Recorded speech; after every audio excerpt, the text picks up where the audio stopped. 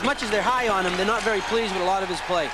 Larionov on the face-off. It's Larionov, Krutov, and Makarov, that KLM line of the Soviet Union, to open it up, and it's deflected up into the crowd off the stick of Glenn Wesley. Kasper centering the opening line here for the Boston Bruins as we look at Makarov. Sergei Makarov, one of the all-time greats, another master of sport. Well, he's a player that, you know, he's played in 3 Olympic Games. Played against the team that I played on in 1980, also played in 1984, and also played in 1988. And back forward is Fetisov. Bad pass out in front. Puck lies there as Cam Neely had an opportunity at it before he was bodies off. Fetisov feeding ahead to Krutov. Krutov fires on net, kicked aside by Lemelin, put out in front again. Kasper goes for it, and Lemelin pins it up against the net. Almost a real good scoring opportunity early for the Boston Bruins, as something that you hardly ever see. Fetisov giving up the puck in front of his own net, and Cam Neely comes in, makes a nice little play. Nothing came about it for the Bruins, but watch this play coming up. You hardly ever see this kind of pass from Fetisov. Right out in front. And almost, Cam Neely came in, noticed he couldn't get the puck, so he decided to take the defenseman instead. And that was Konstantinov, who was being paired with Fetisov instead of with his normal partner, Kasatonov. Bruins have the puck. And it's finally skated out to center by Bob Sweeney. Sweeney trying to feed ahead to Crowder. Konstantinov dropping it off for Larionov. Larionov giving now to Fetisov. Fetisov, number 2. Konstantinov. Fetisov took a good hard hit that time from Bob Joyce as Don Sweeney chases it down and gives to Hauger. To Sweeney. No score in the opening minute of play. Kasatonov just pass to Konstantinov. Joyce doing some good forechecking, something that's very difficult to do against the Soviet team. Well, I think the advantage they're going to have in this is the size of this building and not give the Soviets that much room to be able to come out. The key to beating the Soviets is to stay on their defensemen. Don't give their defensemen that much time to set up and look for their players. Gusadov fed it ahead to Kamensky. Here's Gusadov coming in and firing wide. Kamensky. Kasatonov is able to keep it in the zone where it's flagged down by the Bruins' Gary Galley. And here is Kamensky going for it. And finally, Galley clears at the length of the ice. Again, something we just saw the Soviets do, dumping the puck in the zone.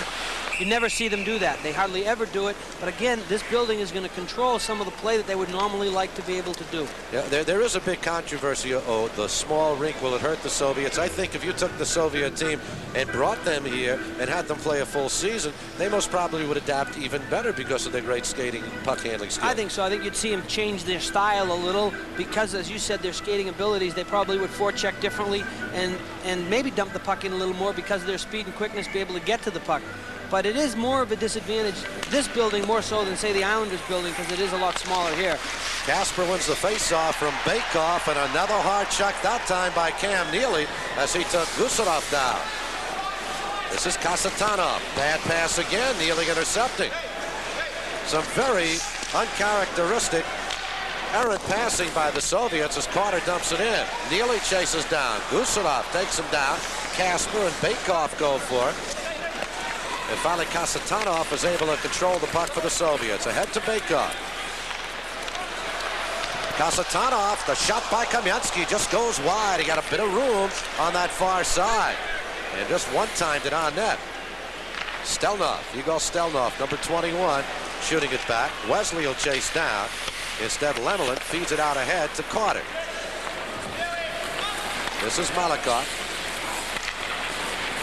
Zelopukhin, number 10. His pass hopping over the stick of Davidov. And Cam Neely back for it with the Bruins. We played 2 minutes 45 seconds, no score. And here is Johnston with a shot and a good kick save. Right out in front it comes, and fanning on it right out in front that time was Burrage. Zelopukhin in the zone. Zelopukhin drops it off. Davidov now. Davidov, he has room. He'll fire the backhand, score! Davidov with a beautiful individual effort, going behind the net, coming out in front, controlling it on a stick, and firing that backhander over the left shoulder of goaltender Reggie Lemelin. This is just a pretty play. You watch Davidov, he does the whole thing all by himself. He takes the pass from Chernik.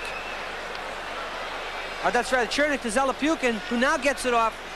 Now watch Davidov, he comes behind, he's got great quickness. Comes to the front, nobody picks him up. He makes a beautiful move. Now watch what his goal is. Up top, roofed it. Nothing Reggie Lemlin could do about that, boy. That was just a pretty shot by Davidov. And the Soviet Red Army team has taken a 1-0 lead here with 3 minutes and 15 seconds gone by. Stolikov will keep the puck in for the Soviets. Gusarov with the shot, sails high, and winds up in the crowd. With 16:35 remaining in the first period, Bruins are trailing the Red Army 1-0. We'll get back. Soviet Union leading it by a score of 1-0. Nemchinov, Sergei Nemchinov, who's a member of the Soviet Wings. They've imported, so to speak, a couple of players from other teams to take part in this. Yes, it is. They have to bring in other players. Crowder and Joyce going for the puck, along with Nemchinov for the Soviet Union. This is Joyce putting it out in front. And a good defensive play right out in front that time by the Soviet Union's Gostichin. And a good opportunity right there for the Boston Bruins. Oh, nice plays by Bobby Joyce, able to feed the puck across the net. And let's take a look at it. Now, Joyce, who played in the Canadian Olympic team, big, strong kid. He comes out and makes a nice slide feed across. And Donnie Sweeney almost gets a piece of it. Kind of took himself off the angle with the pass. He had it originally and should have shot it maybe a little sooner. You look at Bobby Joyce, I mentioned, who played on the Canadian Olympic team. Good corner man, plays real well in this building. Soviets control. Krutov, Konstantinov now giving to Fetisov. Fetisov feeding ahead to Larionov. Larionov's shot is blocked right at the zone and played by Kasper. Soviets lead 1-0. 15:55 remaining in this first period. Kasper moves forward for the Bruins. Good individual effort. The shot sailing wide off the stick of John Carter. And here's Krutov 2-on-1 as Makarov on his right. Makarov back to Krutov, sails it wide. Makarov again. He'll drop it back to Krutov, who gives it to Konstantinov, who shot save Lemon. On the rebound, the puck is controlled by Greg Hauger. Hauger brings it forward for the Bruins, ahead to Neely. Neely with a shot, just sails wide. Good opportunity there for the Boston Bruins. Yes, Cam Neely had Milnikov leaning the other way and almost caught the far corner. Here's Makarov dropping for Krutov. Krutov tries to center, and it's taken away by Kasper. Kasper ahead now as Gray goes for the puck, along with Burridge. Here's Burridge, Randy Burridge, trying to feed it out in front. Johnstone goes for it. Instead, it's played by Larionov. Larionov dropping it back to Homatov. And another bad pass. Here's Burridge coming in. Drops the puck in front. Johnston couldn't come up with it. Homatov, number 15, goes for it. Instead, it's played by Kamensky. Another bad pass. Burridge save. And holding on is Milnikov. Oh, I have never seen a Soviet team come out and make as...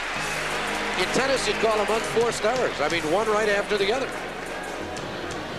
Soviet zone with the Red Army leading by a score of 1-0.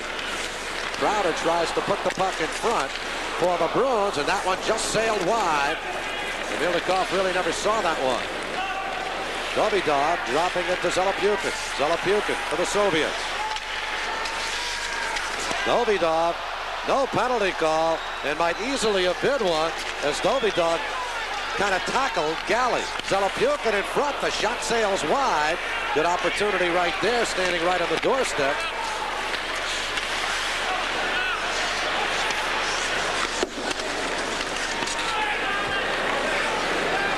Malikov now for the Soviets. This is where the Soviets have had some problems, getting the puck out of their own zone. And the Bruins, I think, are the cause of it because they're sending two men right on the puck right away, and they're not giving the Soviets room to maneuver and room to set up and make those passes that they so much like to make. And here you see a lot of this circling action right now as they try and move forward. And that pass coming across the red line from the Soviet zone. An offside call with 13:34 remaining in this first period. Davidov with the game's only goal, and the Soviets leading 1-0. See, one thing, Spencer, you have to understand about the Soviets is they're a great counter-attacking type of a hockey team. Once they get control of the puck, they want you to chase them. They want you to come after them. And once you come after them, they try to spring somebody the other way. What's happening here is the Bruins are coming after them, but they're getting on them quick enough so the Soviets don't have that time to look for that man. They don't have the room all the time to find the open player. Melnikov holding on to that shot by Jay Miller. It's kind of like they bait you. It's the old retailing trick, a bait and switch, right? They bait. You come, and all of a sudden, boom, they get well, see, that's one thing the Islanders did very well the other night against them was they forced them quick enough so they didn't have time. But when we watched the Dinamo Riga play against Edmonton, I'll finish that after this. Here's Wesley's shot, blocked right in front by Neely, his teammate. Wesley goes after it again and dumps it into the corner. Casper being pinned into the boards by Nemchinov, number 22. Bruins trying to bring it out in front, Jay Miller. Instead, it's played by Homatov. Koschekin able to get it ahead, but it's intercepted by Casper, who tries to fire it back. Koschekin has it back. Has Komatov on the left, and Koschekin taken out of the play. Good defensive play right there, but right out in front of Gant. Kasatonov saved by Lemelin. Koschekin taken into the boards by Casper.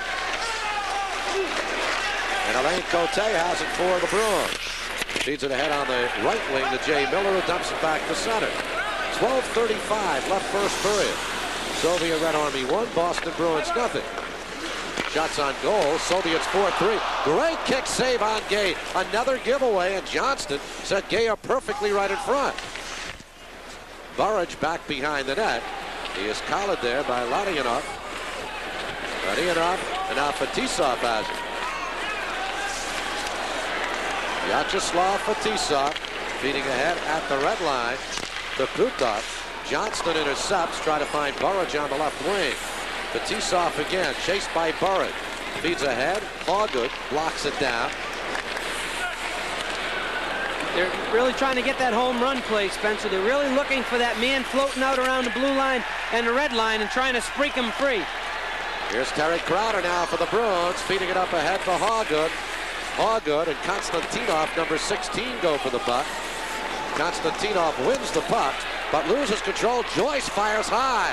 On the rebound, Konstantinov goes for it again, but the Bruins are able to control. Bob Sweeney, number 42, right out in front. The shot by Galley. Save, and Melnikov holds on. I'll tell you, Melnikov had never seen that shot at all. He was down on his knees, and Galley just happened to shoot it where his pad was. Melnikov had no idea at all where that shot was. We'll take a break and get back. 11:26 remaining. Let's pause for a regional break. Let's take a look quickly at that great goal-scoring chance the Bruins had. Bobby Sweeney to Galley. Now watch him come out, and Melnikov, I'll tell you, just went down, and that puck just happened to hit his right pad. He had no idea where it was. He knew it was under him somewhere, but not sure where. That was probably, I think, the best scoring chance the Bruins have had so far. Look what I found. And Melnikov comes up with the puck. Sweeney will take this draw for the Bruins. He has Crowder on the right. On the left side, Bob Joyce. Against the Soviets, Bakov. Here's Quintal, right out in front. Sweeney with a shot, save out in front. There's a question mark there, because if you look at Melnikov, he is back inside the net, and that puck may very well have crossed the line. It looked like he had it in front of him, but again, I said that Galley was the best scoring chance. Let me rephrase that. That was the best scoring chance. Bobby Sweeney giving a little nod to Quintal. Now you watch this play. I'll tell you, the face-off goes back, and you watch Quintal. Fakes the shot, he finds Sweeney, and a nice backhander. One thing Melnikov does as a goaltender, he constantly goes down. You have to get the puck up in the air on him. Homatov trying to get around Galley. Bruins have the puck. They trail 1-0. Steve Quintal feeding ahead, but it's intercepted by Gusarov. Alexei Gusarov in his 8th year, 5th year with the Red Army team. Here's Galley. Quintal back to Galley. Soviets lead 1-0. Joyce trying to crank it up. Kasatonov just takes it right off his stick. Some good hard checking by the Bruins. Kamensky went for it instead of shot into the zone by John Carter. Kasatonov and Carter fighting for the puck. Kamensky, number 13. Alain Cote. And this is Homatov. Again, when I was talking about Spencer, that I tried to explain before, is what Edmonton did was they let them set up a little, but they had a high forechecker so that once they broke the first 2 original forecheckers, there was a 3rd man there always to break up the play. Another 2-on-1. Zelapukin coming in as Chernik at his right, he scores. Zelapukin took it all by himself and comes on to score to make this a 2-0 hockey game. Well, again, the Soviets able to capitalize on the Bruins' mistakes. It looked to me like Reggie Lemelin thought he might have been passing the puck because it might have caught him by surprise. Now you watch the Soviets. See what they try to do? They try to spring the man high. That time they got the puck through. It's a 2-on-1. Now watch Reggie Lemelin. He seems like he was overplaying, wasn't sure what was going to happen, and was kind of caught flat-footed. Here's another look at it. And Lemelin doesn't know which way this guy's going to shoot or pass, and he's leaning to his right, and he got beat to the left side. Reggie's just looks like he's just not sure of where he is in the net. One of the bright young stars for the Soviets, Valentin Zelepukin, only his second year with the Red Army team. Here's Chernak into the zone. And Cam Neely comes up with it. Davidov gets the assist on that goal. So Davidov with a goal and an assist. Davidov, another one of the Soviet youngsters. He's only 21 years of age. Cam Neely goes for it. Chernak bats it away, and Malakov shoots it out to center. Soviets looking for a change. Koskichin comes into the zone. Here's Cam Neely back for the Bruins. Boston moving forward. Jay Miller gives to Neely. Shot. Milnikov with another save. Bruins have outshot the Soviets 7-5. Soviets, however, lead by a score of 2-0. 9:06 remaining in the half. Here's Nemchinov into the zone. Lemelin out of the net. Feeds ahead to Cam Neely. Tries to find Gay on the right wing, but it's broken up by Gusarov. And goal coming at the 9:57 mark. Zelepukin from Davidov and Stelnov. Kamensky chasing it, but it's dropped back by Don Sweeney, who gives to Greg Hargood. Soviets out in front, 2-0. Interesting, we talked about the small ice, Michael, and the Soviets have never lost here. They've beaten the Bruins 3 straight times.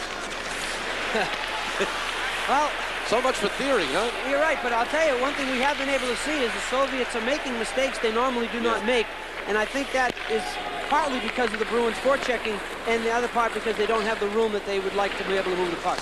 Here's Konstantinov firing it in, again paired with Fetisov on defense. Krutov going for the Soviets. Down goes Galley. Krutov has it.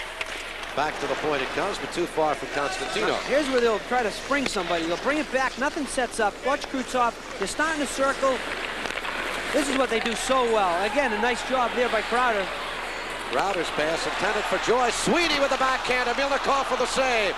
The rebound by Joyce, and another save for Milnikov. And the puck is controlled by Igor Larionov. Larionov skating out to center. Drops for Makarov. Back to Larionov. To the trailer for Fetisov coming in, and the Bruins. Sweeney feeding ahead to Joyce. Dropping it off for Quintal. Crowder shooting it into the zone. Gusarov chases down for the Soviets with 7:15 left in the first period. Red Army leads 2-0. Carter shoots it back to Neely. Cam Neely dropping back for Carter, looking for Quintal. Here's Quintal, the trailer. He fires wide. Wesley unable to keep it in. You know, another thing, Spencer, when you watch the Soviets play in the National Hockey League, there are very few whistles. The game seems to move a lot smoother, a lot quicker. Yeah. Here's Kasper putting it out in front.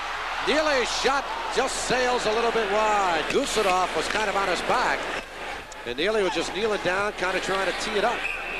Looked almost like a croquet player there, lining up over it with a mallet. We'll take a break right here with the Soviets leading by a score of 2-0.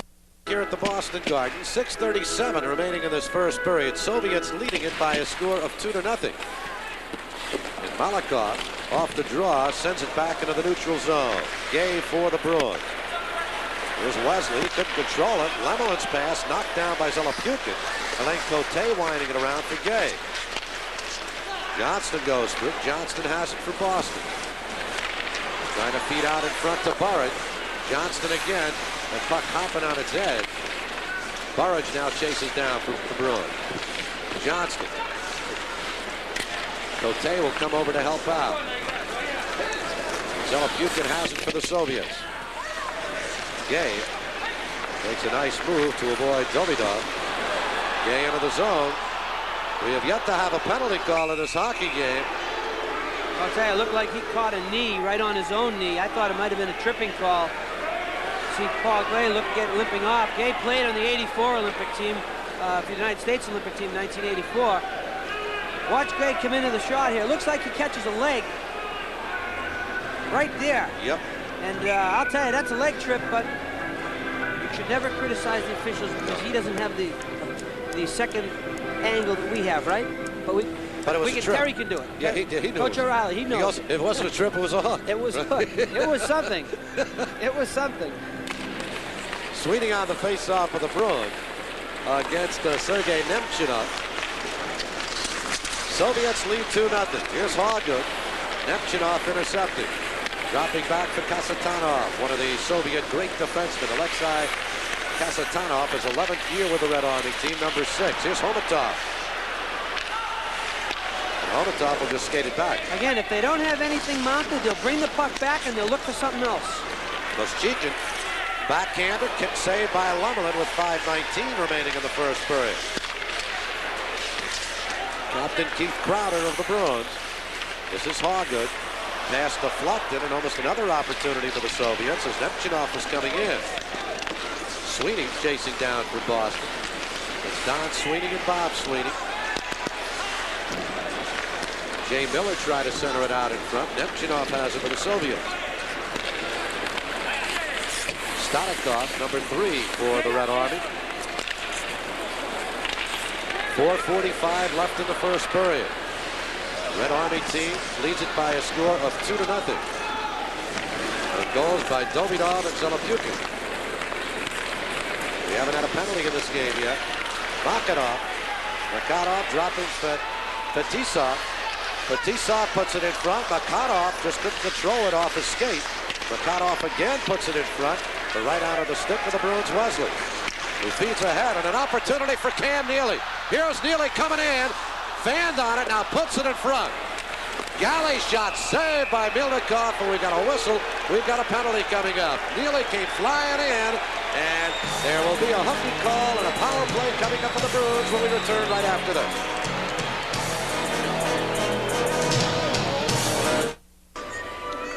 Vladimir Konstantinov goes off for 2 minutes for hooking at 15:50, so the Bruins will have their first power play of this hockey game. And the first power play for either team. Now, one thing the Bruins have to watch out for, as we saw the other night against the Islanders, 2 short-handed goals by the Soviets. They are very, very aggressive when they have a chance to be on a power play. And what I mean by that is once they feel that the other team might not be in control of the puck, they will charge people. They will try to take control of the puck. Again, look for that home run, try to spring somebody. Sweeney, Joyce, and Crowder up front with Cote and Wesley. And Makarov has the puck now for the Soviets.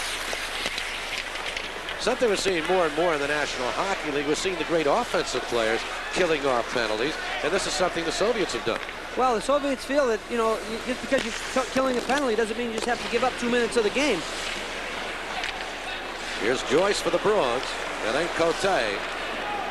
Try to get it back to Joyce. And we're going to have a penalty coming up. And it's going to be on Krutov. Going to go against the Soviets. It's going to be a slash on Krutov. And the Bruins now with an excellent opportunity is Viktor Tikhonov. Well, he's not saying anything, but I think that look tells you exactly. He's a little confused about, wait a minute, what's that for? But Krutov, I call him more of a North American type of a player. Tikhonov cannot believe it's a penalty. The gentleman next to him, Boris Mikhailov, the captain of the Soviet team that we played against in 1980, and probably the greatest player ever to play hockey in the Soviet Union. But we're talking as we look now at Mikhailov, taking little notes, putting him in his book. You know who my favorite was? Valery Karmelov, the late Karmelov. He was his lineman. Yeah, right. Herb used to call him Stan Laurel, Stan Laurel. Crowd wanting another penalty here, delay a game, as Milnikov came off out there, along with Igor Stelnov and Fetisov. Fans looking for a penalty on Milnikov, but maybe they gave him a little international break there and not delay of a game. Bruins control it. Here's Wesley. Quintal. Casper. Quintal. Wesley. Bad pass intended for Casper. He's able to control it, though. Quintal fires, deflected wide by Stelnov. It'll come back to the point, but too far. and Quintal will have to chase down. We have 1:05 remaining on the penalty to Konstantinov, and add 30 seconds, 25 seconds to the other penalty on Krutov. But the Bruins unable to get anything going here. Well, what you have to do against the Soviets in this power play situation is you have to really take the time and set up. Don't give them any opportunity to use their quickness to pick up any loose pucks. Carter goes for it. Instead, Kasatonov has it. Kasatonov clears. Kasatonov, Gusarov, and Baikov out there now for the Soviet. Well, they skate so well, Spencer, that you have to really be deliberate. You have to set up your players and not give them any time or any room. Wesley looking for Quintal. Carter has it. Quintal, Carter hopped over a stick. Gusarov will try and clear, and Quintal can't keep it in. Again, the Bruins, that seems to me they're trying to rush the play, and that's one thing you don't want to do. Gary Galley now for Boston. Don Sweeney puts it behind the net. Gusarov tries to clear. Bruins are able to keep it in. Konstantinov is now back on the ice, so one-man advantage for the Bruins. Bob Sweeney, the Boston College graduate. Konstantinov coming in along with Gusarov for the Soviets, and Baikov's able to clear with only 10 seconds remaining on the penalty to Krutov. The Bruins legitimately did not get a shot on goal. They have not had a shot yet, and they will not get a shot in this power play. Krutov is back at his feet. He's out of the penalty box. The teams are now at equal strength with 1:40 remaining in the penalty. We'll take a break with the Red Army leading by a score of 2-0. Well, a power play opportunity coming up here for the Red Army. Paul Gay goes off for slashing at 18-19 for the first power play opportunity for the Red Army. Well, they called it Spencer, they called it a high sticking, but it was a slashing. Maybe he's a little frustrated from that penalty that was let go when he almost got the knee injury, and he went up and kind of hit Fetisov with a stick.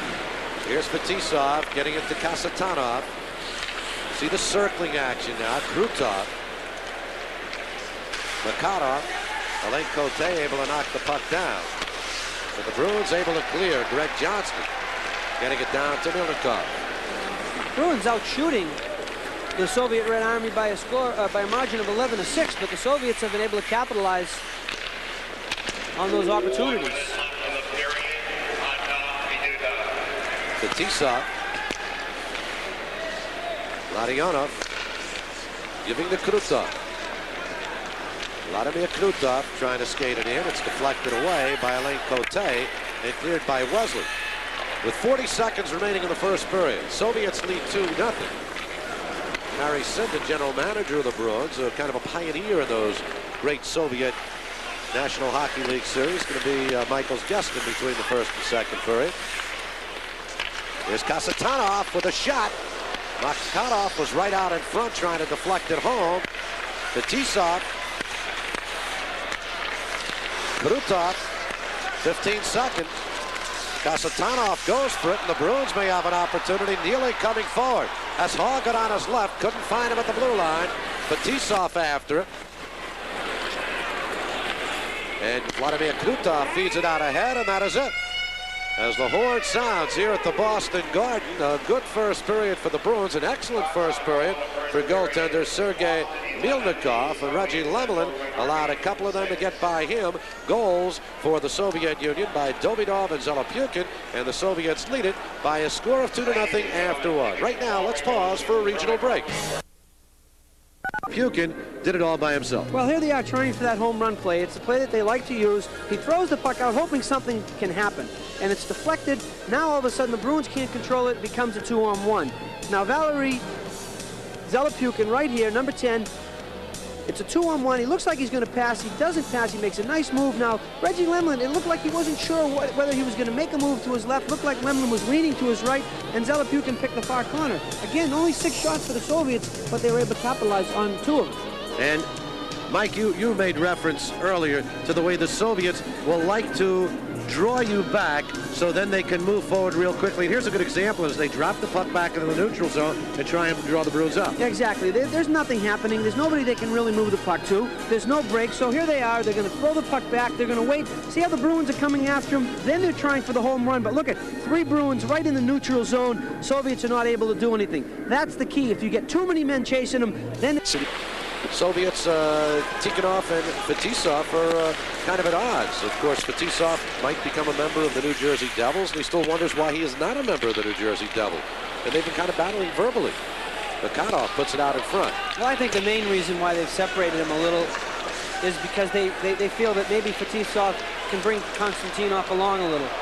Bob Sweeney feeding ahead to Keith Crowder. Crowder puts it in front. Konstantinov able to control the puck nicely. As Sweeney chases it, Crowder's able to keep it in for the Bruins. His shot is deflected wide by Larionov. Fetisov and Galley battling for the puck. Sweeney and Konstantinov, number 16 now. And finally Krutov. Igor Krutov for the Soviets clears it. It goes the length of the ice, and they're going to call an icing on this one. Though it appeared to me that Hauger did have an opportunity to stop that puck. Well, again, something you really see the Soviets do. Not only do they very really not dump the puck in, but ice the puck. Maybe he's just tired and wanted to get a line change. As we look at Greg Hoggood, we talked about him at the beginning of the show. 15 games, 5 goals, 5 assists. Having fun out there. See, that's what you like to see. The game is fun. It always should be fun. And I think with a game like this, where the opportunity for these two teams to play against each other, it's competitive, and yes, you obviously do want to win. That's the objective. But I think also to have some fun while you're playing against them. And that's a nice little reaction, I think, from Hoggood. It's a great experience and an opportunity for these National Hockey League players to take on the Soviet greats. We get another icing call. And I think likewise for many of the Soviets, although perhaps they verbally do not express it in quite the same manner. Well, they know some English. I've heard them yeah. They've called me some things. Oh, I'm sure. In English? Years ago. In English? This gentleman did, not that gentleman there. Yakushev? Boris Mikhailov. Oh, Mikhailov, excuse me. Yeah. As we look at Milnikov, you know, at the beginning I said they weren't pleased. In English, he says those things to you? In English, right? Yeah. Oh, yeah. Those, you can't repeat any of those on the air, can you? Oh, no. Oh, no. Okay. Here's Neely firing wide. Kasper goes for the rebound. Right out in front, another opportunity for Neely, and Milnikov came up with a big save. Right through the crease it comes this time. And here's Davidov taking it to the boards by Hoggood. Stelnov goes for Kasper for the Bruins. Chernak, number 26, along with Carter, number 31 for the Bruins. And we'll have a face-off coming up. Great opportunity right out in front for the Bruins to have this deficit. Well, you know what's interesting? Milnikov coming up big again. Spencer, you know, you're watching the Bruins over the last few, maybe the last month. And one thing that they have had trouble doing, even when they were healthy, is scoring goals. And, you know, here's a good play by Neely, but kind of fanned on. It looked like he got it off the heel of the stick. Couldn't get good wood on it. And another one in front, Neely. Now here Cam Neely is a 40-goal scorer and has been struggling this season, as have most of the Bruins. He's got 11 goals so far in the season, but he works hard. You can't take anything away from Neely and the Bruins for their work ethic. They're just snake-bitten a little. They're having trouble putting the puck in the net. An old expression, once things start going badly, you can't think and shoot, can you, Mike? Once you start thinking, on this level in particular, you're in a lot of trouble. An opportunity right there in front for Paul Gay. And we'll get a face-off coming up deep in the Soviet zone.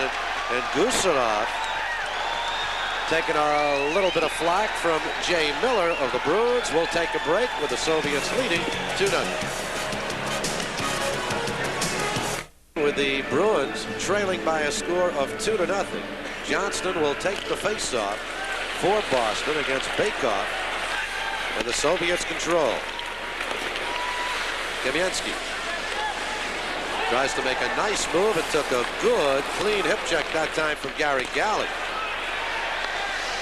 And Milnikov will hold on as Galley was skating in. Jay Miller, that is, was skating in. Miller's trying to stir some things up. I think so. I'll tell you, that's one thing that Jay does very well. And it's a lift for the Bruins. They see him involved. They see him getting excited. And it picks up the team a little, as well as the crowd. But I just like to see the puck was frozen, and Jay comes in and sprays a little snow on Milnikov just to let him know that he was there and he was around. Miller last year with 312 penalty minutes. He already has 142 this season, so he's on pace to equal or perhaps surpass it. Well, today in this game, you need people like Jay Miller on your team. He's a great way to just get things going when the team's struggling. Wesley's shot sails wide as Don Sweeney won the faceoff. Bruins are beginning to take some bodies now. Stotikov with the puck for Soviet. Here's Glenn Wesley. Soviets leading 2-0. Alain Cote teamed with Wesley, and Wesley fires it in. Stelnov trying to get it to Kostichin. Kostichin shoots it down ice. Cote after. No whistle on the play. No icing. Cote battling along the boards with Nemchinov, and a faceoff comes up deep in the Bruins zone with 16:26 remaining second period. 2-0 Red Army.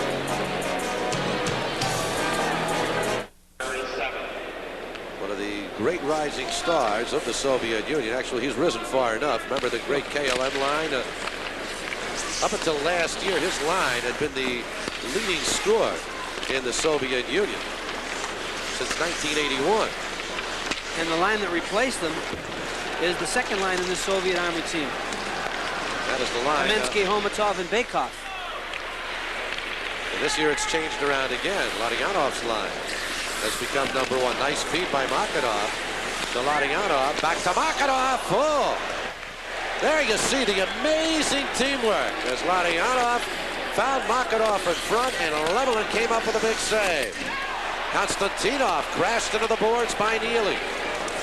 Makarov, his pass deflected, and Ladyanov gets after it. Gives to Krutov, who fires it in.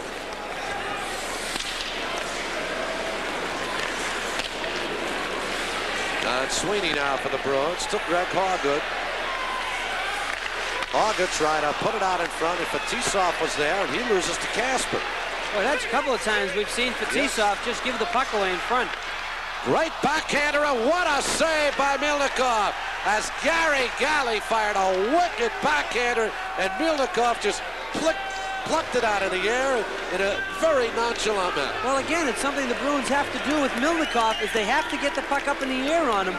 Galley made a nice play, turned around, took a nice backhand, but if you can see Milnikov, he's down on his knees. That's one thing they don't really like about Milnikov. He tends to go down too soon. First, let's look at the save that Reggie Lemelin made. Look at the Soviets. They just finds people. Right there to Makarov. Krutov just spun around, and he found Makarov. Nice save by Lemelin. And at the other end, Milnikov had to make a nice save. But again, he's down on his knees. You have to get the puck up in the air on him. Instead, it remains a 2-0 game. Dobidov chasing it down. Bruins control the puck, and now Dobidov has it back. Dobidov, who came up with the game's first goal. Yeah, he could skate. Lost his footing a bit, but you saw great puck handling skills there by the youngster. And he's a big boy. I mean, big boy meaning 6'1", 183 pounds, only 21 years old. And he looks like he's small out there because he skates so well. Carried it beautifully and then just lost his footing. 14:40 remaining in this second period. And Milnikov, he came up big just moments after Lemelin did. Again, watch what happens. Watch Milnikov. Well, he's out of the picture now. Here's Galley. Turns around, takes it backhand. Watch where he is. Yeah. He's down right away. You have to get the puck up in the air on him. And, you know, I talk about they're not pleased with him as a goaltender. They're still trying to find that replacement for Tretiak. And I don't know if they ever will, but the Artur Erbe, who's the goaltender for the Riga team, is their goalie of the future right now. And they're kind of biding time with Milnikov, although he played extremely well in Calgary. You know, 5 wins, 1 loss, you know, they won the gold medal. But still, I think they're looking for more of a stand-up type goaltender. Trying to find a replacement for Tretiak is something that... Like trying to find a replacement for Bobby Orr. Bobby Orr or Wayne Gretzky or Babe Ruth. You know, they don't come along very often. Me? Or Mike Eruzione. Right. There you go. You'll never be replaced, Mike. Thank you. Except by this commercial break we're going to take right now. We'll pause for a regional break. The NHL Soviet Super Series exclusively on Sports Gem. go against the Boston Bruins for high sticking against Alain Cote. Comes at 6:01, so second power play of the hockey game for the Soviets. It's go Terry O'Reilly peering on. Back at the point, they'll have Kasatonov and Gusarov has the puck. Kasatanov's number 6. This is Homatov, number 15, making a hard check into the boards from Don Sweeney. Gusarov. Homatov. Try to put it in front. He did, and a rifle shot is in by Bakov. Bakov just garnered it in and fired it home to make it 3-0. You know, I was just going to say, Spencer, that against the Soviets killing a penalty, you have to be a little more aggressive. You can't just sit in the box because they get to open areas too well. They always seem to find the open man, and they always go to the open position. See how they're rotating? Puck comes back. Watch Thurtev in front of the net. Homatov in front. Takes the pass. Nobody on him, and he banks it right off the boards, off the post, and in. Again, that's great camera angles and camera action because you can see where they move and how they get into the open area. I believe it's Bakov, rather, who picks the pass up in front and just caroms it in off the post. So it is now a 3-0 game. That goal coming at 6:19. On the power play for Bakov. Here's Starikov firing wide. And Neely comes up with it for the Bruins and clears it out to center. Sergei Nemchinov back now for the Soviets. Koschekin.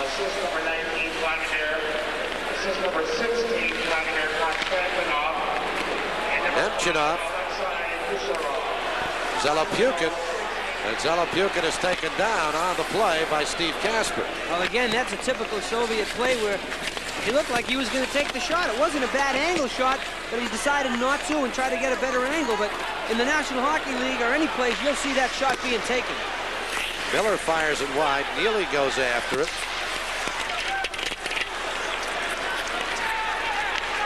Bruins trailing 3-0 as Fetisov comes into the zone. Good cross-ice pass and a one-time shot by Makarov. And a save is made. Konstantinov, he fires, hits up high, backhanded by Krutov, right out in front. Ladianov goes for Fetisov. His shot deflected wide as Krutov got a stick on it. And Gary Galley has it now for the Bruins. Trying to feed out ahead to Kasper, who shoots it back into the neutral zone. Here's Galley again. Galley around Konstantinov. He is taken down, and we'll get a penalty coming up in Konstantinov and a power play coming up for the Bruins when we return with 12:06 remaining, second period. Red Army leads 3-0. For hooking, it'll be the third power play for the Bruins. Here's a take a look at it as he hauls Cam Neely down. He got his stick right in there. Neely grabbed a hold of it. Oh, it's not Neely, sorry. Thought that was Cam Neely. So here the Bruins on the power play. The last power play they had actually was a two-man advantage for 1:35. They didn't even get a shot on goal. Here's Wesley. That shot is deflected by Fetisov. Sweeney brings it back to Wesley. His backhand blind pass is intercepted, and Fetisov comes up with it. Fetisov, Ladianov, Kasatonov out there for the Soviets. This is Kasatonov along with Makarov. They'll kill off the penalty. Bruins have Don Sweeney out there, Greg Galley, Glenn Wesley, and Bob Joyce, along with Captain Keith Crowder. Sweeney shoots it in. Minute 13 left on the penalty to Konstantinov. Still the Bruins without a shot. Well, the Soviets that time stood 4 men right across the blue line. Deflected right in front by Sweeney. Nearly got it by Mielnikov, who went down again. This is Galley. Greg Galley puts it out in front. Comes to Joyce. Joyce's shot deflected right in front. Galley again. To Wesley. Try to sneak it through, but it's intercepted, knocked down, and cleared by Vladimir Malakov. I was talking, Spencer, watch what the Soviets, once the Bruins come out of the zone, they'll put 4 guys right across the blue line and force the Bruins to dump it in. They're not going to let them carry it in. See there? 4 guys right across the blue line. John Carter does a nice job of breaking through and trying to get control of it. Unfortunately, they can't maintain it. And hanging right at the line that time was Davidov as he took that clearing out pass. Here's Davidov again. Casper has it, only 5 seconds left of the power play. For the second time, the Bruins unable to get a shot. Here's Carter, Neely putting it in front, but it's intercepted by Nemchinov and cleared. So the team's back at full strength, and again, the Bruin power play unable to do anything. Well, again, you know, it's something, I think, because the Soviets did such a nice job. But again, it's something the Bruins have had trouble throughout the last month or two is their power play. They've been struggling. And a lot of that is due to injuries. You have people out, you get people hurt, you have to supply new players. And the power play, to me, it's like an offensive line. They have to work together as a unit, and if some people are hurt, that hurts them. Here's Kamensky, took the pass from Komatov and fired it wide. Gusarov hops over the boards and flips it into the corner. Komatov is taken down, but Gusarov has the puck. On the left wing, his pass to Baikov, and the rebound score, Kamensky. The puck was just bouncing all over the place. The Bruins couldn't get it out. The Soviets couldn't get control of it, and they finally just banged it in. Hey, Bruins failing to clear the puck out of the zone, and Soviets keep it in, and passes are made. Watch this puck, it just bounces all over the place. Nobody seems to be able to clear it. Bounces over, and here's Kamensky just standing on the side of the net. Thank you very much, I'll just tap it in. So at 10:42, Valery Kamensky makes this a 4-0 hockey game. Boy, that's the real talented line of the Soviets. You talk about the KLM line, but Kamensky, Homatov, and Baikov, boy, they're awfully good themselves, and they just seem to be in the right place at the right time. They know where each other is, and they just bounce the puck back and forth to each other. Homatov and Gusarov get the assists on the goal at 10:42. So it is 4-0. Here's Nemchinov. Soviets continue to attack. Zelopukhin, who had the Red Army's second goal of the game. Wesley takes him out of the play, and he came out with the puck anyway. Zelopukhin puts it in front. It's deflected aside by Randy Burridge. Here's Zelopukhin again.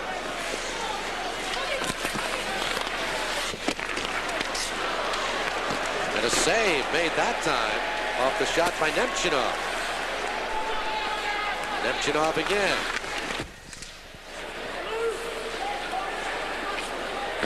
Soviets leading 4-0. Nemchinov puts it right out in front. Larionov on a broken line right now. What we were talking about before is Krutov just brings it back and starts it all over. Brings it back, set up, see if we have something, we'll send it. Larionov chasing. Here's Stanikov. Makarov shot saved by Lemonel. Hold on. 8:01 remaining. Second period. Red Army leading by a score of 4-0. In his second full season with Boston, a graduate of Boston College.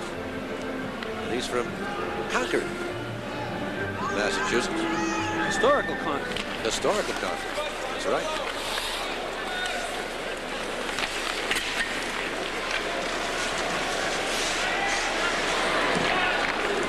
Whole bunch of history in this part of these United States.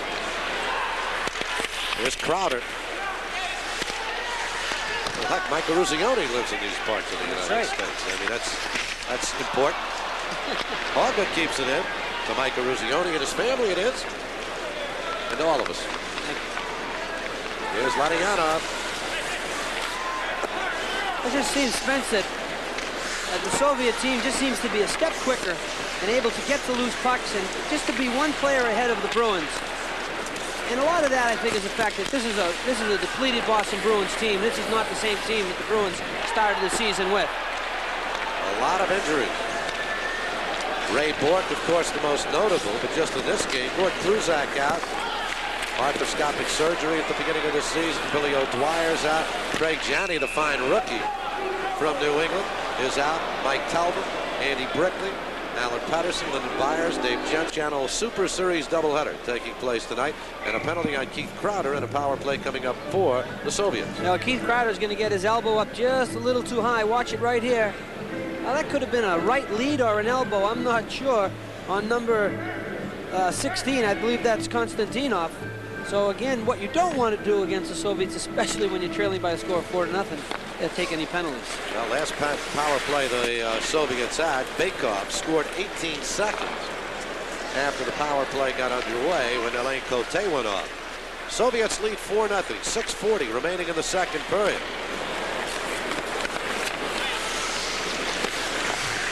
Komatov tried to put it down in front. Bakov goes for it. Wesley tries to clear, but it hit off Burridge.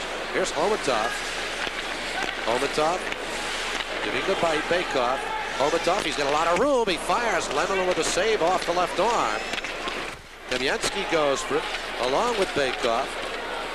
You don't want to give him too much time to set up, because now their players are very adept at getting to the open area, finding the open area, and finding the man who is open in the open area. Here's Gusarov, and he loses opportunity for the Bruins. Burridge on a 2-on-1 as Casper on the right. Fires, scores!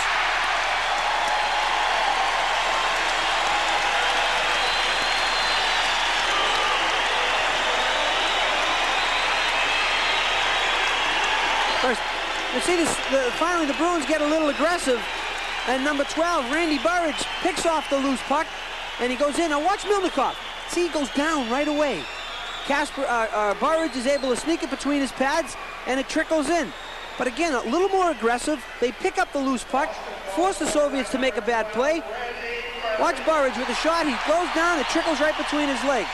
Good play by Burridge in terms of the fact that he finally became aggressive, forced the Soviet to do something with the puck on the point, stole it, went in, waited long enough, waited for Milnikov to go down. Milnikov started to go down, and he put a nice little shot between them.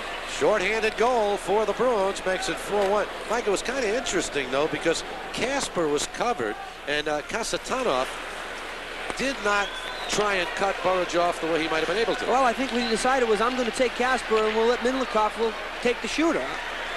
And, you know, not a bad play, because now it takes away one option, that Casper is now out of the play, and it's one-on-one, goalie and the shooter, and not from a real difficult angle. And it makes it a 4-1 hockey game. Soviets are still in the power play for 25 more seconds, but the Bruins looking for some life now that they've come up with a short-handed goal at 14:01, unassisted by Burridge. 11 seconds left on the penalty. Marketov giving it Larionov. Larionov shooting it in. This is Krutov taken into the boards by Hoggood. Right out of the penalty box comes Crowder and tries to feed Casper at the blue line. Fetisov gets back for it and drops the puck off to Larionov. There's Larionov again. Try to pass it to a trailer. Casper intercepted. Carter goes for it. Carter, this is 3-on-1.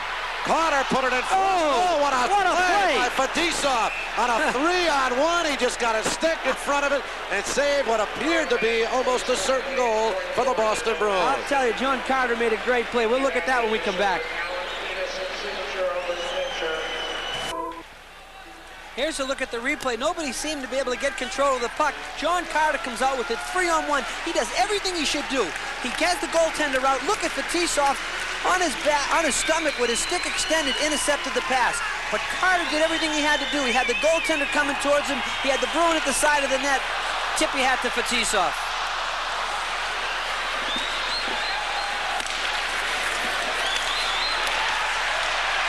Bruins starting to take bodies. They are trailing 4-1 and trying to wake things up here. Starikov trying to get it to Dobidov. Dobidov colliding with Greg Johnston. And this is Sergei Nemchinov. Dobidov, who scored the first goal of this hockey game. Koschekin goes for it, avoided a check from Carter. Cam Neely and Malikov colliding on the boards.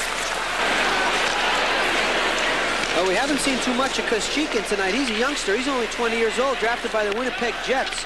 Good size player, 6'2", 198 pounds, and he's kind of the odd forward that they throw out there once in a while. I think this is the first shift, or second shift, that we've seen him involved in tonight. And everybody's talking about the Soviet team getting old. Check your local listings for the regional game in your area. 4-1 hockey game. Lake Cote looking like a football center, hiking the puck back. Kamensky and Cote go for it. Here's Homatov. Wesley after him. Gusarov could not keep it in the zone with 3:08 remaining. Kasatonov and Gusarov paired on defense. As Homatov skates into the zone. This is the line that last year won what is called the Trud Trophy in the Soviet Union for most goals scored. Boyce losing on a poke check by Kasatonov. I'll tell you, the Soviets are trying to make a few too many plays just inside their own blue line, and a couple of times the Bruins have been able to take it away and develop some type of a play or chance from it. Crowder put it in front to Sweeney, and it was knocked down by Kasatonov. Good feed right into the slot. And we're going to whistle in a stoppage of play as the puck is pinned in the corner with 2:37 left in the second period. The Red Army leading by a score of 4-1. Spencer, there's a few things you don't want to do in hockey. I don't care if you're playing in Europe or if you're playing in the United States. There's an area between each blue line, inside each blue line, maybe a 5-6 foot area where you do not have to want to make plays. That's where you can get burnt. The Soviets trying to make some plays at the Bruins end of the zone, trying to make some fancy passes. You have all your players going one way. The Bruins have been able a few times to intercept those plays and come back the other way. Same thing in your defensive zone. Those areas there, kind of gray areas, you don't want to have the puck there. You want to move it away from those areas as soon as you can. There's been great anticipation by the Bruins. The Soviets are such a pattern team. And it's like the Bruins are ready for some of those swirling motions. They're expecting the pass. Exactly. They're getting the hang of it. The Bruins only have 5 players that are on the ice tonight that have ever played against the Soviets.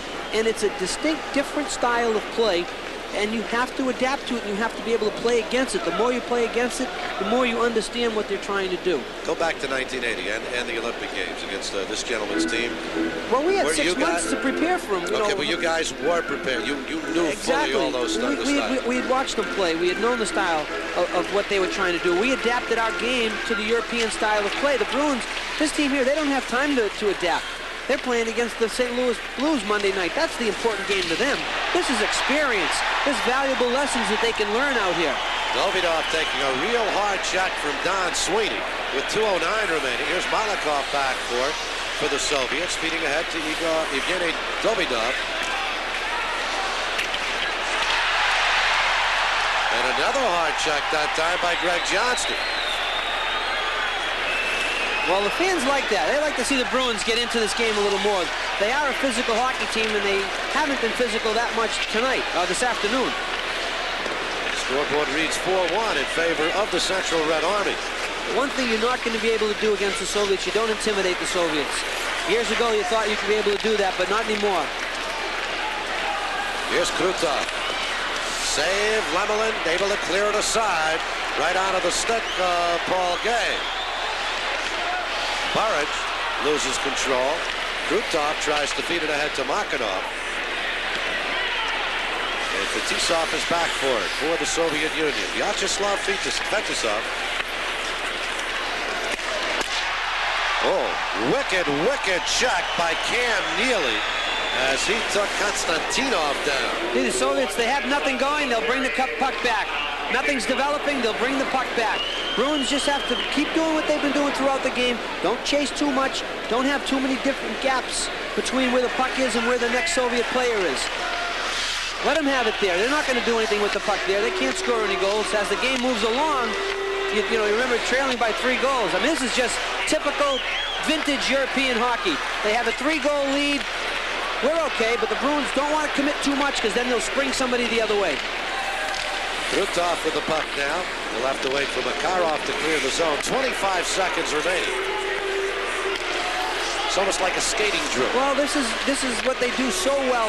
If you get behind, especially in a big ice surface, it's difficult to get the puck back sometimes. See, they got 3 guys caught, the Bruins. They have to be careful that the Soviets don't spring something.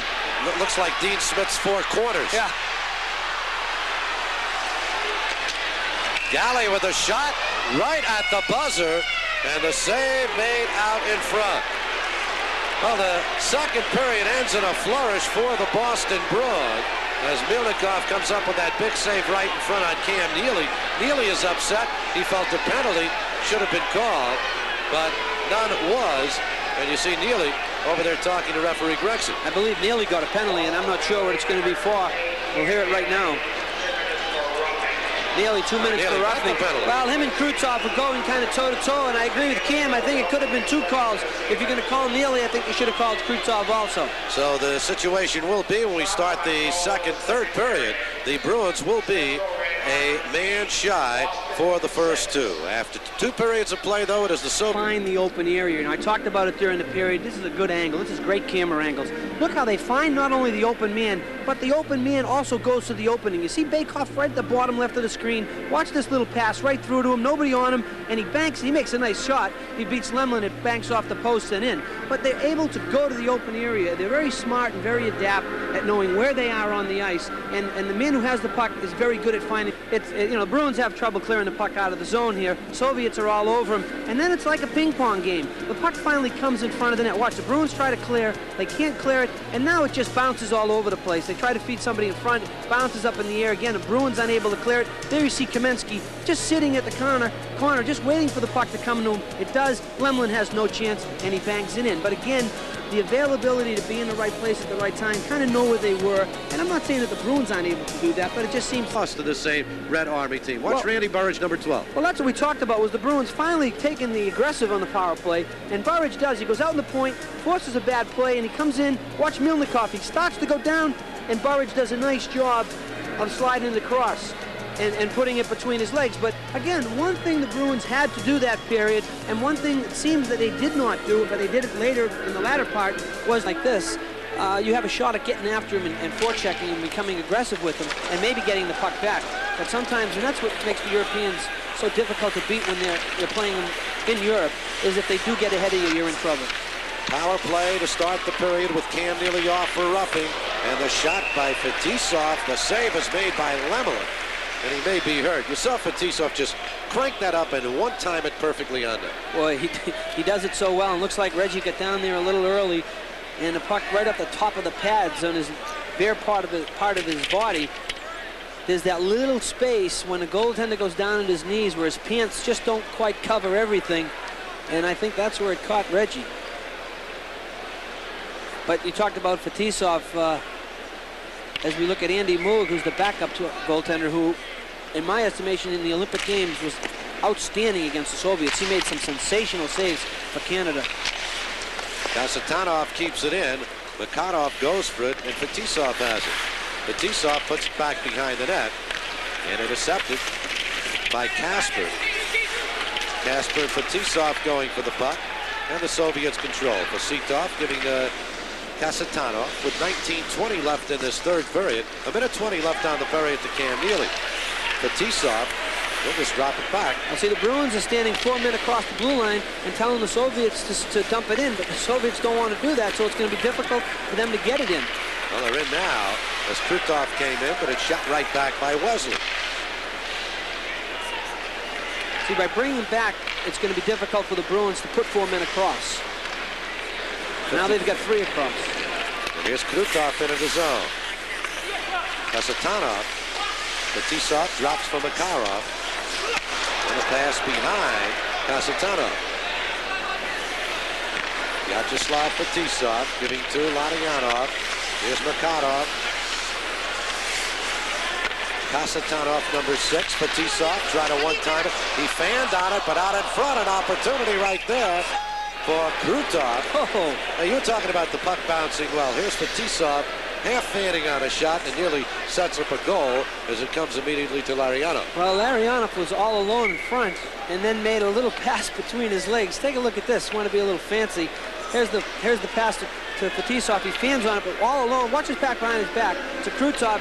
Krutov had the whole top corner and just missed the side of the net. But Larionov was all alone in front and made just a pretty little pass between his legs to Krutov, and Krutov not able to put it on net. Good look at Sergei Mikhailov, a 30-year-older, 11th year with the Red Army. And Hogan able to clear the puck. Only 20 seconds left on the penalty to Cam Neely. Igor Stelnov has the puck now for the Soviets, who lead it by a score of 4-1. Evgeny Dobidov, Chernik, Zalapyukin. Dobidov, who had the first goal, Zalapyukin the second. This is interesting. Malikov just dropped back out of the zone. Well, it's 4-1. They're up 3 goals. They're playing with the clock right now. The only opportunities they're going to try to create is if Boston tries to force the issue. That's going to mean that's going to give the Soviets some opportunities to score. kind of interesting. In the National Hockey League, if you go into a shell like this at this stage, you'd be open to a great deal of criticism. The Soviets apparently believe their defensive tactics can hold to form for 17.5 minutes. That's how much time we have left. Here's Carter trying to move around Kasatonov. And we'll get an offside call on the Bruins. We'll take a break with 17:24 remaining, 4-1 Soviets.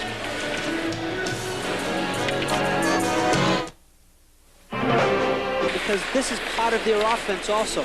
This is the way that they play. They're a great, as we talked about earlier, counter-attacking type of a team. And you may think they're just sitting in the lead, but they are in a way, but they're still waiting for you to give them that scoring opportunity, and they'll take it. Here's Neely in the zone. John Carter goes to... So in effect, Mike, what you're saying is they have a certain method to their game which differs from the National Hockey League manner. The only way you can slow a game down in the National Hockey League is by going into the complete defensive shell. Their defensive shell also has offensive overtones to it. Exactly. That's what they wanted. That's part of their offense. Take a look at Steve Kasper. You know, his numbers might be deceiving as far as goals and assists, but when it comes to killing penalties, shadowing Wayne Gretzky, and just being the defensive player that he is, kind of epitomizes in many ways the type of players that plays for the Boston Bruins. Just a real workaholic on the ice.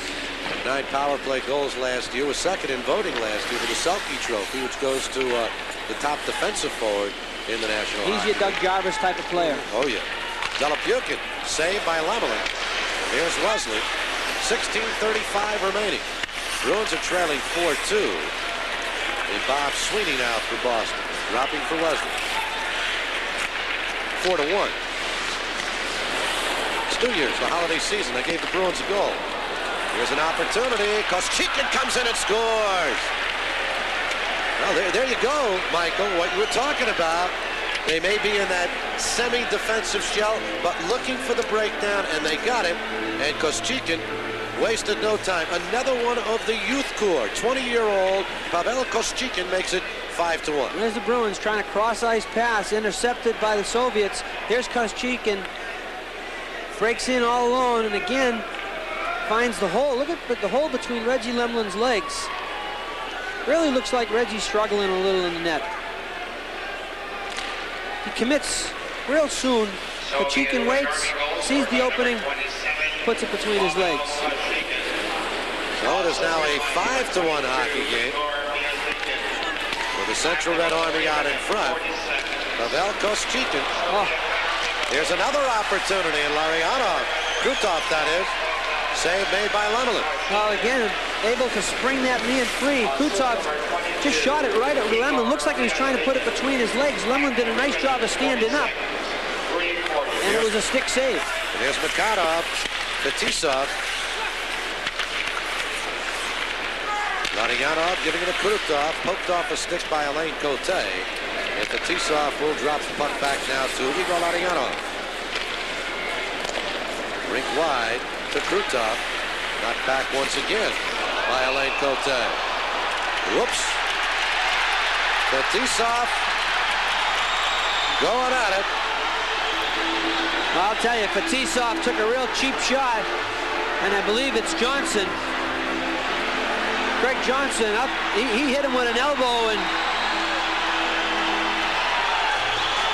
Jay Miller, exactly. I'll tell you, you got to tip your hat to Jay Miller. He went right after Fetisov. Try to get a look, hopefully, on a replay.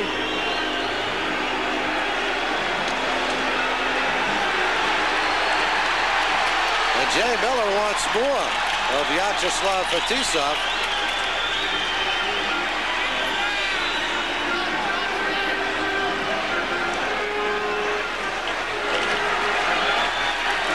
And they're going to send Miller off also. So we'll take a break while the penalties are sorted out with 15:25 remaining third period. 5-1 Red Army. Fetisov.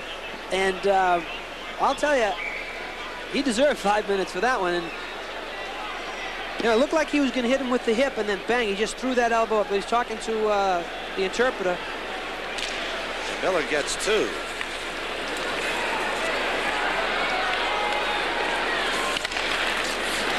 So the teams skate 4 aside for the next 2 minutes.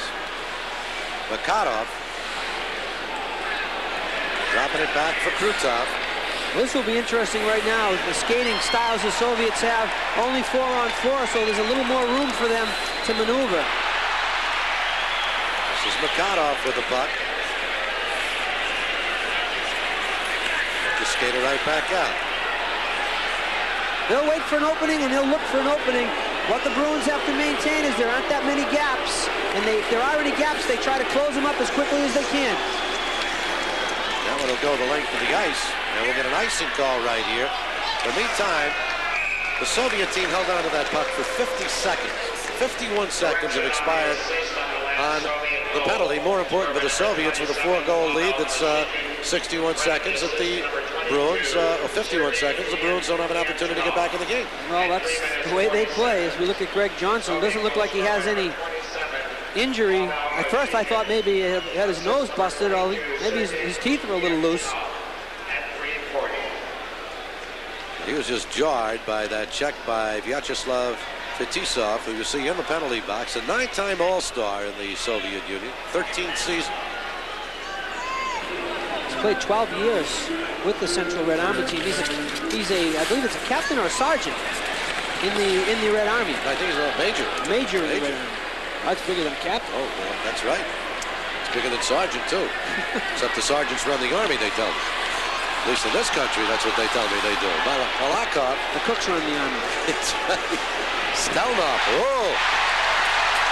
Stelnov was taken into the boards. His helmet was taken off, and that fierce check by Greg Hauger. Here's Chernik. Davidov. Chernik. Stelnov. His helmet's down the other end of the ice. Chernik. Malakov. And Wesley has it for the Bruins. 20 seconds from now, Bruins will have a man advantage for 3 minutes, with Fetisov still in the penalty box. And this is Stelnov chasing it down. Krutov skates onto the ice now.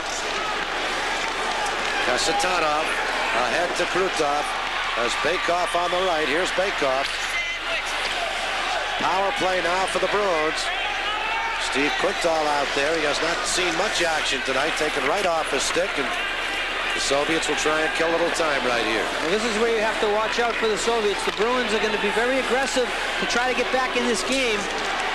They're trailing by 4 goals. They have 2.5 minutes left in this power play. And this is where the Soviets will try to pick your pocket and maybe steal the goal.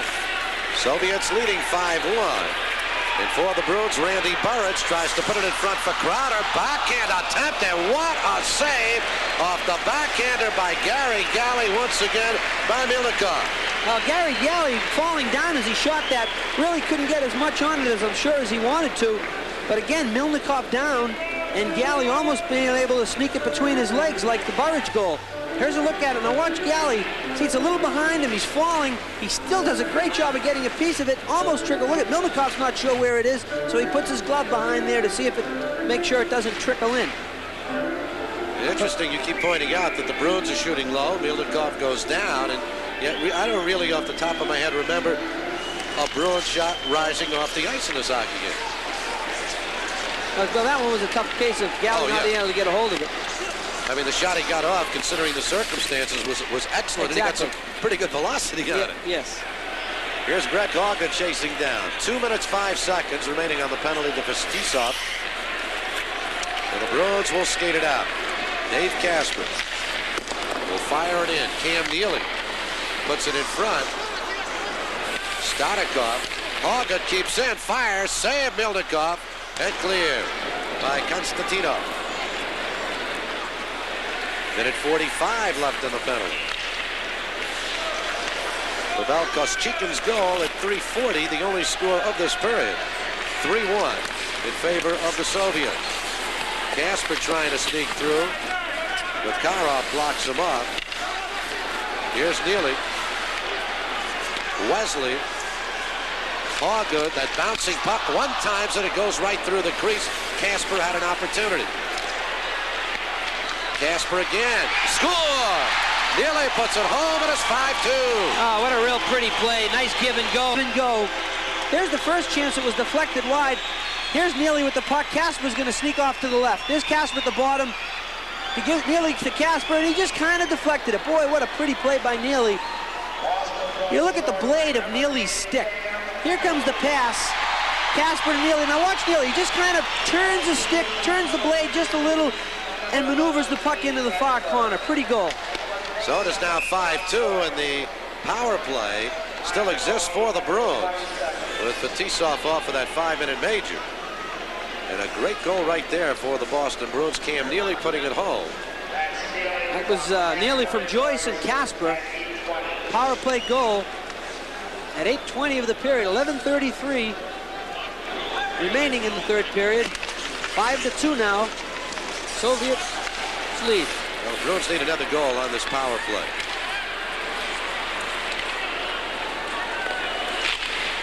Whitdahl keeps it in the zone now. Potter chasing it down.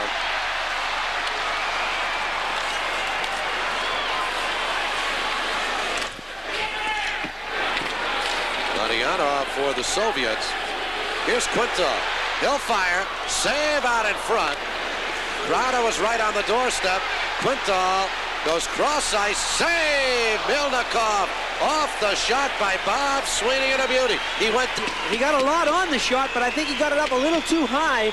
And if Milnikov didn't catch it, I think it would have gone over the net. This is a nice play by Quintal. The first shot there is deflected off to the corner. Now it comes back again. He fakes the shot. Now this Sweeney, one time it was a little high. He had a lot on it, but I think he would rather have gotten it down just a little. Here's a look at Quintal. He slides it over. And I think that, well, it might have been deflected, might have knuckled down a little.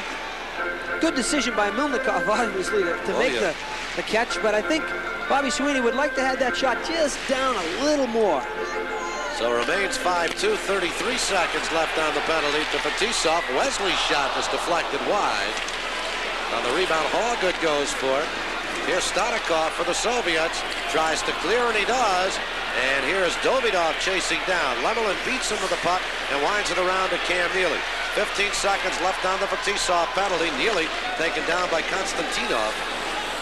And that one sails up into the crowd. I'll tell you, Davidov, he's like that. He was curious. I said, very similar. Davidov plays like Marty Barrett plays, you know, all out 100% of the time. Well, it would be Marty Barrett's kind of player. He's taller, though. Yeah, but he, you know, can't hit like his heart's as big. Here's Sweeney. Bruins down by 3 goals, and Fetisov is up and out of the penalty box, so the teams are now at full strength. And another hard check that time by Paul Gay. Joyce in the corner. This is Gay. Konstantinov and Don Sweeney go for it. Casper keeps it in the zone. Joyce after it. Fetisov chased by Joyce. Watch out. Stonikov, he was looking for Davidov. Nice play by Cote. And it's finally touched by Baykoff, and the puck stays alive. No icing. Here's Baykoff in front. Fired it wide. On the rebound, Casper goes for it for the Bruins. Game getting a little chippy right now. Kasatanov, and the save is made, and on the rebound, Davidov is stopped. 9:30, 5-2. Let's pause for a regional break. You're watching the NHL Soviet Super Series exclusively on Sports Channel. With Mike Eruzione, Spencer Ross back here at the Boston Garden. Our best wishes for a happy and healthy new year from all of us at Sports Channel, all of you. The Boston Bruins are trailing the Central Red Army by a score of 5-2. First part of our Sports Channel doubleheader tonight from the LA Forum. It'll be the Kings with Gretzky against Dinamo Riga. Kasatanov put it in front. Here's Johnston for the Bruins, shooting it in. Gusarov colliding with Miller. And we'll get an offsides call, an icing call. And the puck will come down the other end of the ice. Interesting, Miller's out there now. I want to see what might take place if Miller meets up with Fetisov. I'll tell you, Miller had a great reaction after the whistle. I think he thought he was getting called for a penalty. And it's perfect. Miller goes in as hard and aggressive as he can. Watch Jay coming in. He's going to hit Gusarov. He misses him. The whistle blows. No, look, I didn't do anything. There better not be a penalty on that play, because I didn't do anything. I didn't hit him. It wasn't me. I may have been trying to, but I missed him. So don't think you're calling me for a penalty. You can't get penalized for intent. Konstantinov's shot is just deflected wide. You go to jail for intent to murder. Well, yeah, but goal! That is a Boston Bruins goal. I've seen it happen here in high school, college, and pros. And Milnikov is now welcome to the club of all the great goaltenders that have ever played here. This is just this is unlucky. This is part of life, part of hockey. Off the boards, hit his skates, and went in. Sergei, don't worry about it. You're one of many that it's happened to. And it is now a 5-3 hockey game.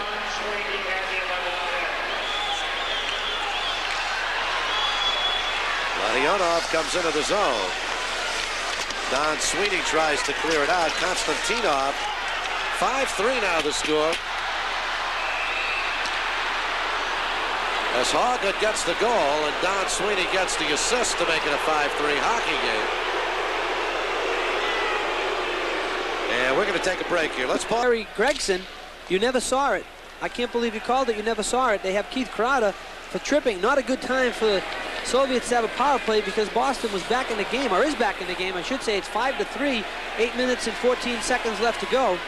And they were starting to take control a little more aggressive. The game became physical again. It's with the Bruins. The Bruins wanted to play this game in the corners and along the boards. That's what they do very, very well. They don't want to play through the neutral zone.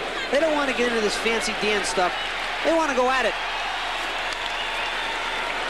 And instead, right now, the Soviets will just try and kill a couple of minutes and possibly look for an opportunity. But here's a break for the Bruins.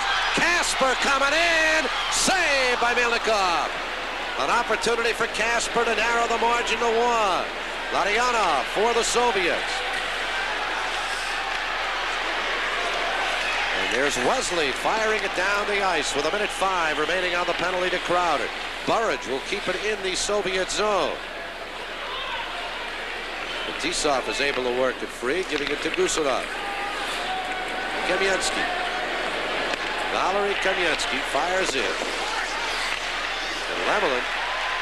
Pretty dangerous move by Lemelin with 2 red shirts coming after him. Well, Reggie handles the puck pretty well for a goaltender. Here's Kamensky once again. Greg Hoggood right with him. Gusarov, Homatov, Bakov. Nice move by Bakov to Homatov. Bakov, that's the spot where he scored the goal in the second period. Deflected away, and that'll be a hand pass against Bakov in a stoppage of play. Again, the Bruins much more successful as we look at Bob Sweeney, who hand passed the puck, slapped the puck into the corner, causing the whistle.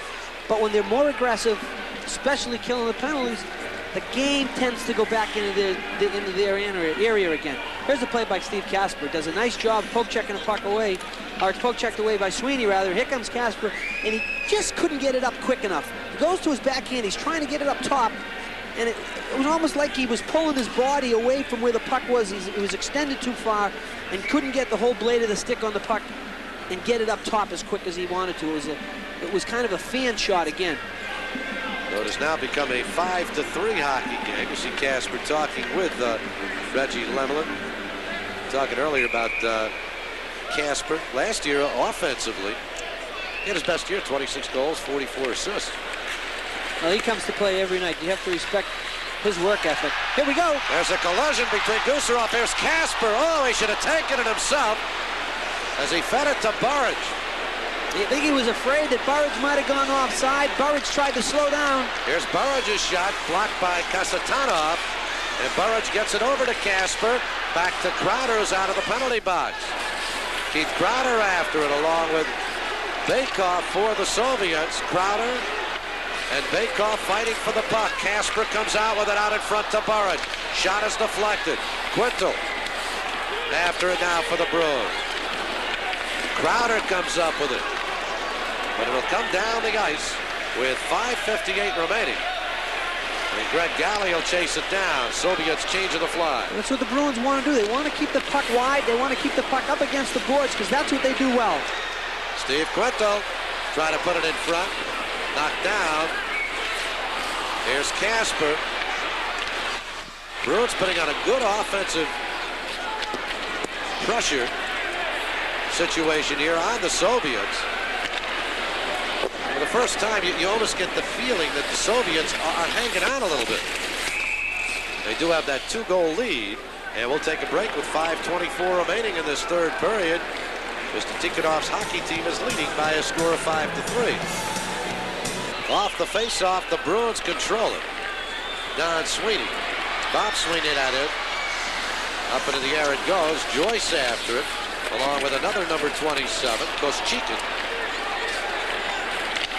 And here come the Soviets. Jalopyukin shooting it in.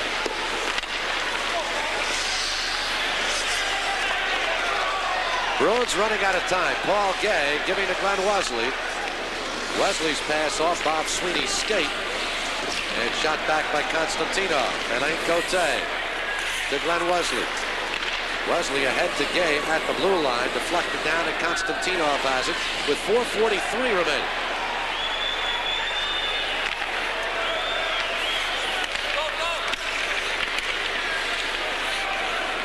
Fetisov, Makarov, and Larionov.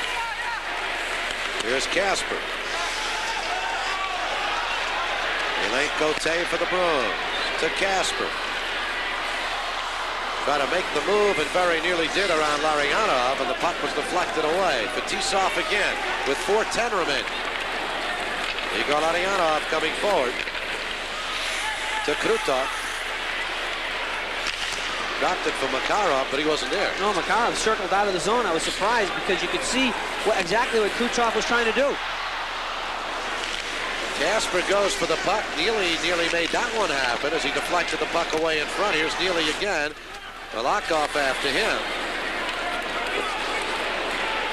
And it's taken by Krutov. Vladimir Krutov for the Soviets. Giving to Igor Larionov, number 8. Knocked away. Bruins may have a break here. Gusarov and Neely went for it. Gusarov's helmet is knocked off by Neely. Larionov with Makarov trailing. And we have Neely and Gusarov going at it head-to-head, and we'll take a break right here with 3:24 remaining. Red Army leads 5-3.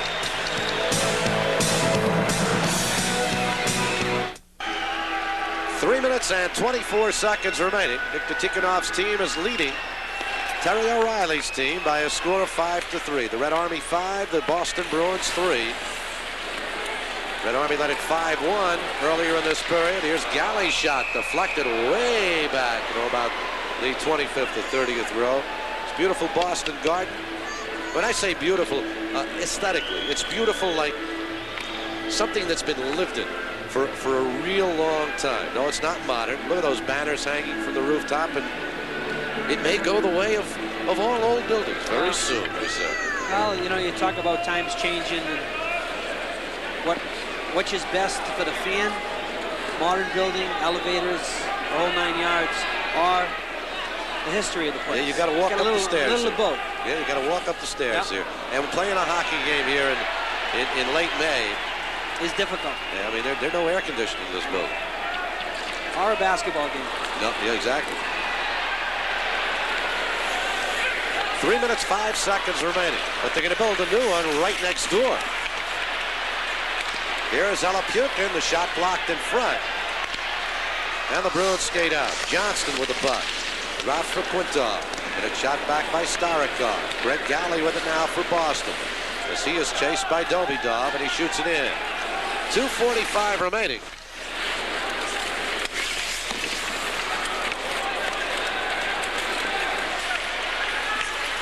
What happens, Spencer, is the Bruins trying to gamble and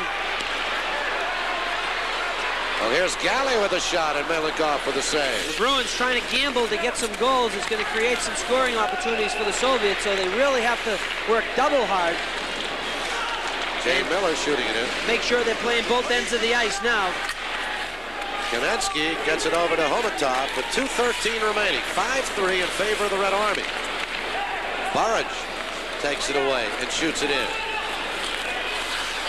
Satanov after. Wesley. Alain Cote as the clock ticks down. And the Red Army leading by a couple of goals, 5-3. Here's Crowder. Put it right in front to Wesley and knocked away nicely by Bakov. Gusarov. Alain Cote with 1:34 remaining. Homatov and Cote chase it down. Cote has the puck. And Homatov knocks it away from him. Opportunity. Bakov goes for it. Lemelin falls on it. Almost gave one away right there. Reggie Lemelin trying to find a handle on it. Well, Cote is the one who gave up the puck for one of the Soviet personnel. Is there such a name, a word in the Soviet dictionary? Dynamo. It's actually, I would think it's the American name. The English word they're using, dynamo. So why don't we call him dynamo? They said it's dynamo. I don't know. Well, that's the way they pronounce it. But it is a dynamo. Oh, okay. I just do what I'm told. Oh, yeah, that's Soviets it. tell me it's dynamo, it's dynamo. Fetisov chased by Carter, and Carter takes the puck away from him. Here's Kasper. To Neely, and Kasper just shot it wide. Kasper and Neely at another good setup, but this time they were unable to put it home. The Bruins would try to pull Lemelin, but they've left him in. 49 seconds remaining. Cam Neely fires. Melnikov with a save, and he clears it away. And Makarov has the puck. Well, it would have been a good opportunity right there. Krutov shoots it out to center. Larionov just shoots it down ice with 34 seconds remaining. And the Bruins trailing 5-3. We get an icing call. Let's see what happens now. Well, I saw Lemelin try to come out and try to get the attention to Coach Terry O'Reilly and assistant coach John Cuniff, but maybe they must have made the decision. Yeah, Terry's not even looking over that one. Yeah, you know, it's not, game doesn't count in the standings, although I'm sure you want to win, but, you know, play it out and let's get ready for the game Monday night.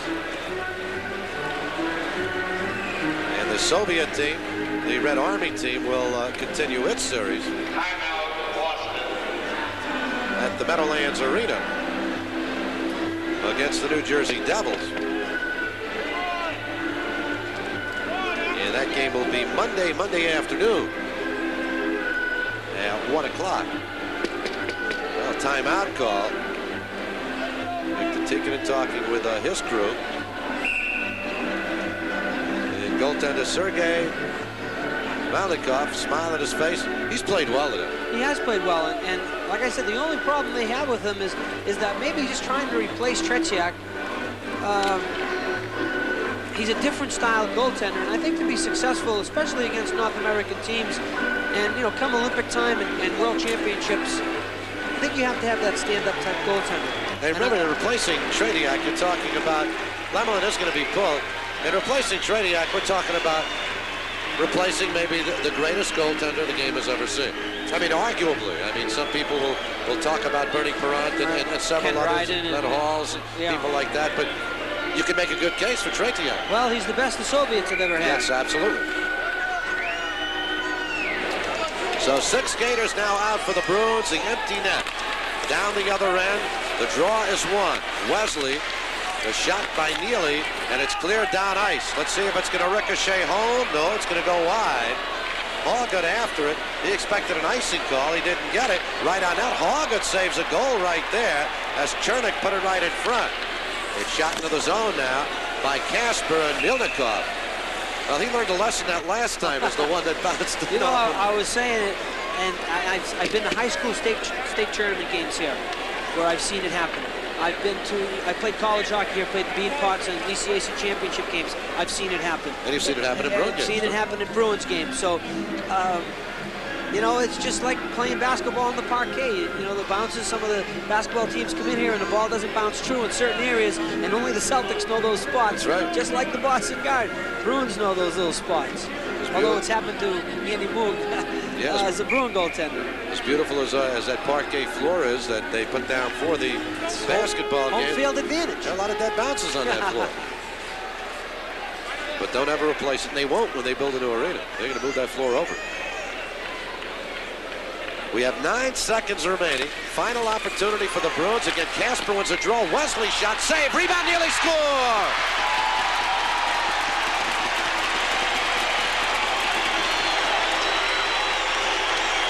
Real nice play by Neely instead of passing in the corner. But face-off is won. What's Neely? Right at the bottom of the screen. Goes to the net. Save is made. Milnikov's out of the picture. And he just bangs the rebound in. Take a look at the angle again. Casper does a super job on the face-off. Wesley shoots. Rebound. Milnikov is down. His own man actually got in his way. And Cam Neely's there. Boy, you would like to see maybe another 40, 50 seconds to see what happens with this game.